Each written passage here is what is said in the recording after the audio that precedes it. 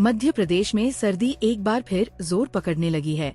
बीती रात प्रदेश के 14 शहरों में तापमान 10 डिग्री सेल्सियस से भी नीचे दर्ज किया गया।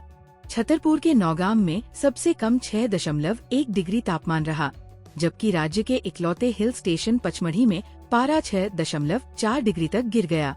राजधानी भोपाल में पिछले 2 दिनों से लगातार शीतलहर का असर दिख रहा है। कई जिलों में सुबह कोहरे की चादर भी देखने को मिल रही है। शनिवार को भी भोपाल में ठंडी हवाएं चलती रहीं।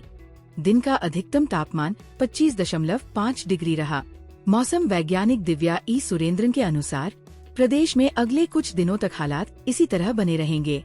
दिसंबर के शुरुआती सप्ताह से दोबारा कड़ाके की ठंड बढ़ेगी, जिसका असर जनवरी तक जारी रह सकता है। शुक्रवार शनिवार की रात कई शहरों में तापमान में तेज गिरावट दर्ज की गई। भोपाल में न्यूनतम तापमान गिरकर 8.6 डिग्री पर पहुंच गया। इंदौर में 10.4 डिग्री, ग्वालियर में 10.5 डिग्री, उज्जैन में 14 डिग्री और जबलपुर में 10.2 डिग्री रिकॉर्ड किया गया। नौगाम और पचमढ़ी के बाद कल्याणपुर 7.1 डिग्री, उमरिया और Amarkantak 7.6 degree, Rewa 7.8 degree, Malajkhand 8.7 degree, Rajgarh और खजुराहो 9 डिग्री, मंडला और छिंदवाड़ा 9.4 डिग्री, दमोह 9.5 डिग्री और बैतूल 9.7 डिग्री पर रहा। उत्तरी भारत में एक पश्चिमी विक्षोभ सक्रिय है, जिससे पहाड़ी राज्यों में बर्फबारी बढ़ेगी।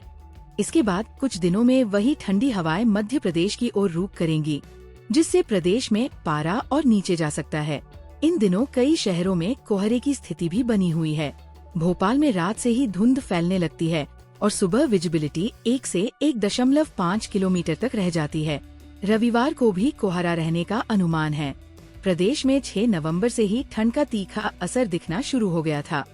सामान्यतः नवंबर के आखिरी पखवाड़े में ठंड बढ़ती है, पर इस बार हिमाचल, उत्तराखंड और जम्मू कश्मीर में समय से पहले बर्फबारी होने से सर्द हवाएं जल्द मध्य प्रदेश तक पहुंच गयीं। भोपाल में लगातार 15 दिन शीतलहर चली, जो 1931 के बाद सबसे ज्यादा है। इस दौरान रात का तापमान 5.2 डिग्री तक दर्ज हुआ, जो अब तक का रिकॉर्ड है। इंदौर में भी नवंबर की सर्दी ने 25 साल पुराना रिकॉर्ड तोड़ दिया।